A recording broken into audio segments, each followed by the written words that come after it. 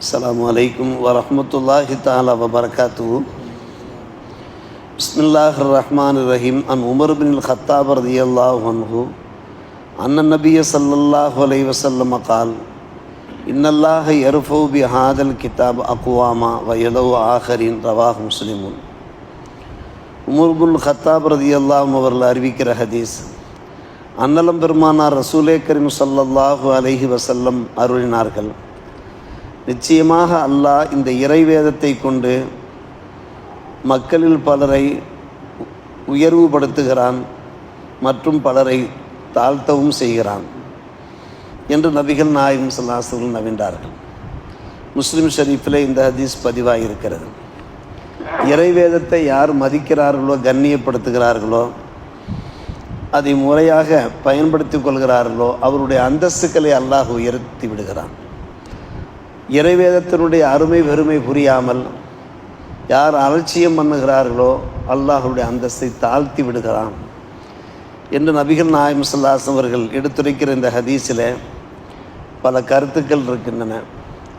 நம்முடைய ஆன்மீகத்திற்கு வழிகாட்டியாக மட்டுமல்லாமல் இந்த அல் குர்ஆன் நம்மளுடைய உடல் நலத்திற்கு, சுபிட்சமான வாழ்க்கைக்கு, நிம்மதியான அமைதியான ஆரோக்கியமான வாழ்க்கைக்கும் இந்த அல் குர்ஆன் ஷரீஃப் இருக்கிறதே நமக்கு சிறந்த பொக்கிஷமாக இருக்கிறது. எல்லா வகையிலையுமே இந்த இறைமறையை நாம் பயன்படுத்தி கொள்ள முடியும். வீட்டில் எந்த அளவுக்கு நாம் குர்ஆன் ஓதுகிறோமோ ஓதிக்கொண்டே இருக்க வேண்டும். ஓத ஓத நமக்கு நிறைய நன்மைகள் கிடைக்கின்றன. சஅத் பின் அபி வக்காஸ் ரலியல்லாஹு அன்ஹு அவர்கள் அறிவிப்பு செய்கிறார்கள், யார் பகலிலே குர்ஆனை ஹத்ம் செய்கிறார்களோ மலக்குமார்கள் அவர்களுக்காக துஆ செய்கிறார்கள் மாலை நேரம் வரும் வரை. யார் இரவிலே ஒரு குர்ஆனை ஹத்தம் செய்கிறார்களோ மலக்குமார்கள் துஆ செய்கிறார்கள் மறுநாள் காலை வருகிற வரை. அந்த வீட்டில் மலக்குமாருடைய துஆக்கள் கிடைத்தவாறு இருக்கிறது. குர்ஆன் ஹத்தம் செய்து கொண்டே இருக்க வேண்டும். அன்றைக்கு நாம் எடுத்துரைத்தோமே, நம்முடைய ஊரில் ஒரு பெரியார் நிறைய குர்ஆன்கள் ஓதிக்கொண்டே இருக்கிறார். நம்மிலே உள்ள முன்னோர்கள் அவர்களுக்கு ஈசால் சவாப் செய்து கொண்டே இருக்கிறார் என்று நாம் சொன்னோமே. கடந்த வெள்ளிக்கிழமை சொன்னோம், இறந்தவர்களுக்கு மட்டுமல்ல இருப்பவர்களுக்கும் நீங்கள் குர்ஆன் ஷரீஃப் ஓதுங்கள். இருப்பவர்களுக்கும் அந்த குர்ஆன் பயனளிக்கக்கூடியதாக இருக்கிறது, வாழ்க்கையில் நல்ல மாற்றங்களை திருத்தங்களை ஏற்படுத்தக்கூடியதாக இருக்கிறது என்று கடந்த வார ஜும்மாவிலே சொன்னேன். அவருக்கு நேரமே அதில் தான் கழிகிறது. குர்ஆன் ஓதுவதிலே ஒருவருக்கு ஷவுக்கு ஏற்பட்டு விட்டால், அவர் இனிமை கண்டு விட்டால் குர்ஆன் ஓதாமல் அவரால் இருக்கவே முடியாது. அவருக்கு வெறுமை என்பது இருக்காது, வெறுச்சி என்பது இருக்காது. உடனே குர்ஆனை திறந்து வைத்து ஓத ஆரம்பித்து விடுவார். அவருடைய அந்த அந்திம காலம் அப்படித்தான் கழிந்து கொண்டிருக்கிறது. அதனுடைய அருமையை நாம் புரிந்து கொள்ள வேண்டும். ஹத்தம் செய்ய செய்ய மலக்குமாருடைய துஆக்கள் நமக்கு கிடைத்தவாறு இருக்கிறது. பெருமானார் ரசூலே கரீம் ஸல்லல்லாஹு அலைஹி வஸல்லம் இந்த குர்ஆனுக்கு எவ்வளவு மரியாதை செய்கிறார்கள் பாருங்கள். எல்லாமே பல முறை நாம் கேட்ட ஒரு விஷயம்தான்.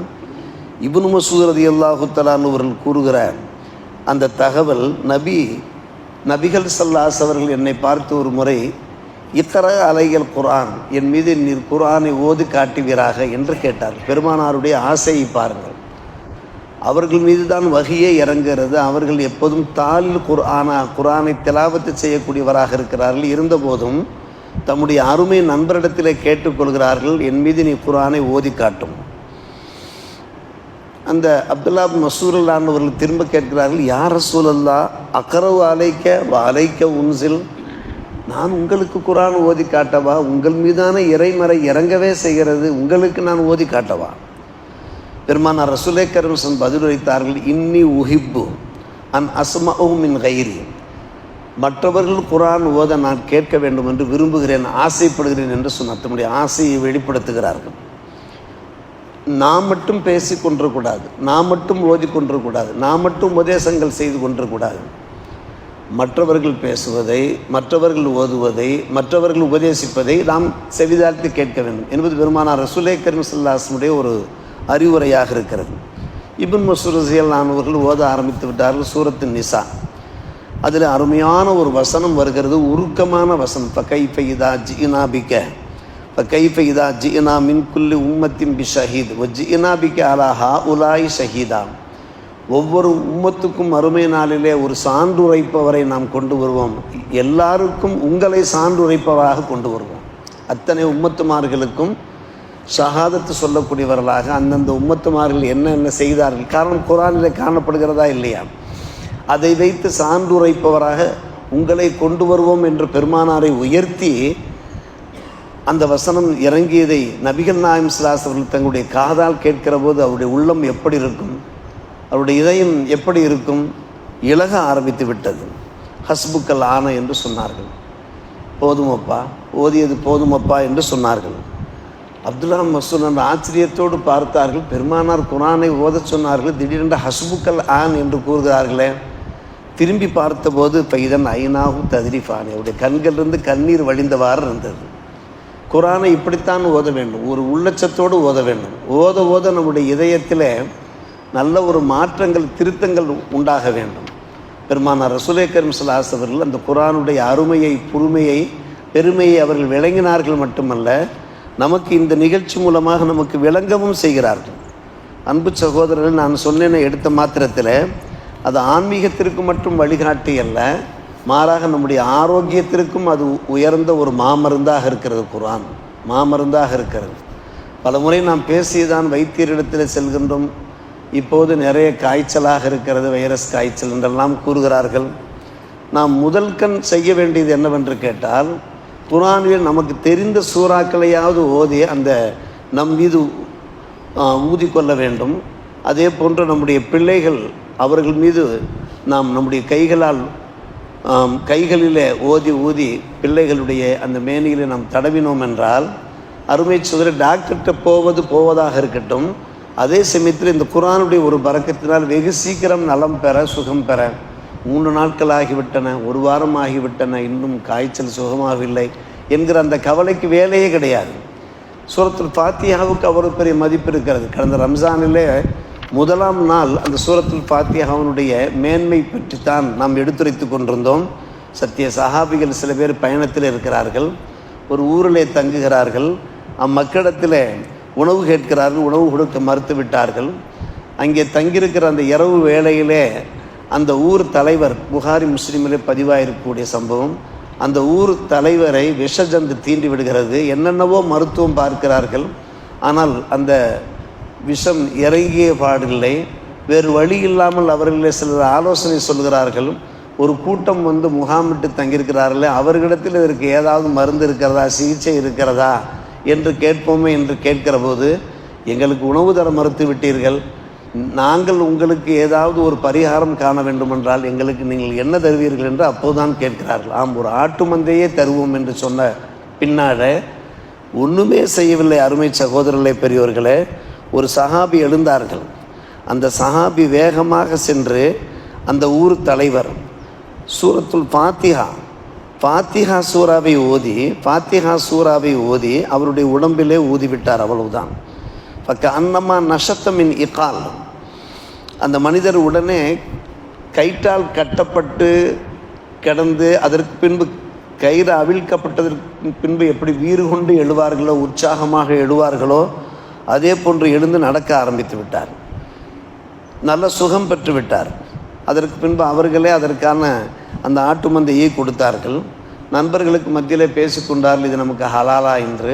பெருமானார் ரசூலே கரீம் ஸல்லல்லாஹு அலைஹி வஸல்லம் அவர்களிடத்தில் இது பற்றி வினவிய போது பெருமானார் ரசூலே கரீம் ஸல்லல்லாஹு அலைஹி வஸல்லம் சொன்னார்கள், அல்ஹம்து சூராவிலே உங்களுக்கு ஆரோக்கியம் இருக்கிறது, ஆஃபியத் இருக்கிறது, அதில் சிகிச்சை இருக்கிறது என்பது உங்களுக்கு தெரிவித்தது யார் என்று சொன்னபோது சஹாபிகள் சொன்னார்கள், நாங்கள் முழு குர்ஆனுக்கும் அருமை இருக்கிறது, அதில் சிகிச்சை இருக்கிறதுன்னு நாங்கள் நம்பியிருந்தோம், செய்தோம் என்று சொன்னபோது, அசப்தும், நீங்கள் சரியாகத்தான் செய்திருக்கிறீர்கள், உங்களுக்கு மத்தியிலே நீங்கள் அந்த ஆடுகளை பங்கிட்டு கொள்ளுங்கள், எனக்கும் ஒரு பங்கு தாருங்கள் என்று பெருமானார் ரசூலே கரீம் ஸல்லல்லாஹு அலைஹி வஸல்லம் அவர்கள் உரிமையோடு கேட்டு பெற்றுக்கொண்டார்கள். நாம் பார்க்கிறோமே, விஷத்தை கூட முறிக்கின்ற சக்தி சூரத்துல் ஃபாத்திஹாவுக்கு இருக்கிறது என்றால் நம்பிக்கை வேண்டும். அருமை சகோதரர்களே, சத்திய சஹாபிகள் இவ்வாறெல்லாம் பயன்படுத்தியிருக்கிறார்கள். ஒரு முறை ஒரு பயானிலே உலமாக்கள் உங்களிடத்தில் எடுத்துரைத்திருப்பார்கள். அவுஃப் இப்னு மாலிக் பின் அபி அவுஃப் அல் அஷ்ஜஇ ரலியல்லாஹு அன்ஹு அவர்கள் நோய்வாய்ப்பட்டு விட்டார். அவுஃப் இப்னு மாலிக் அப்போது அவரிடத்தில் கேட்கப்பட்டது, நீங்கள் இப்படி படுக்கையிலே கிடக்கிறீர்களே, எப்போது டாக்டரிடத்தில் ஹக்கீமிடத்தில் செல்வது, ஹக்கீம் சாவிடத்தில் சென்று நாம் சிகிச்சை செய்வது என்று. ஒன்றுமில்லை, நீங்கள் முதலிலே தண்ணீர் கொண்டு வாருங்கள் என்று கேட்டார். அந்த அவுஃபுப்னு மாலிக் என்கிற அன்பு நண்பர் கேட்டார். தண்ணீரை கொண்டு வந்தார்கள். அந்த தண்ணீர் இருக்கிறதே மழை நீர். மழை நீர் ஒரு பரக்கத்தான நீர்.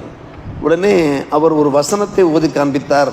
வன்னஸ்ஸல்னா மினஸ் ஸமாஇ மாஅம் முபாரகா, விண்ணிலிருந்து நாம் பரக்கத்து வாய்ந்த மழையை நாம் இறக்கி வைக்கின்றோமே, பொழிய செய்கின்றோமே என்கிற அந்த வசனத்தை ஓதி காண்பித்து தண்ணீரை அப்படியே வைக்க சொன்னார். தேனை கொண்டு வாருங்கள் என்று சொன்னார். கொண்டு வந்ததற்கு பின்னாலே தேன் சம்பந்தப்பட்ட வசனத்தை ஓதி காண்பித்தார். ஃபீஹி ஷிஃபா லின்னாஸ், மக்களுக்கு தேனிலே சுகம் இருக்கிறது, ஆரோக்கியம் இருக்கிறது, ஷிஃபா இருக்கிறது. அடுத்து கொண்டு வர சொன்னார். ஜைத் என்கின்ற அந்த ஆயிலை கொண்டு வர, ஆலிவ் ஆயிலை கொண்டு வர சொன்னார். உடனே ஓதி காண்பித்தார். மின் ஷஜரத்தின் முபாரக்கத்தின் ஜைத்தூனத்தின், ஜைத்தூன் என்ன இருக்கிறதே, ஆலிவ் ஆயில் இருக்கிறதே, அது முபாரக்கான ஆயில் என்று அல்லாவே சொல்லுது. எல்லாமே குரானில் காணப்படுகின்ற ஒரு விஷயம்.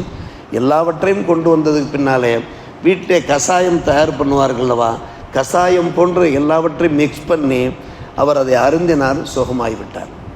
அதை அருந்தினார், சுகமாகிவிட்டார். காரணம், குரானிலே அது பரக்கத்து வாய்ந்த பானம் என்று சொல்லப்பட்டிருக்கிறது.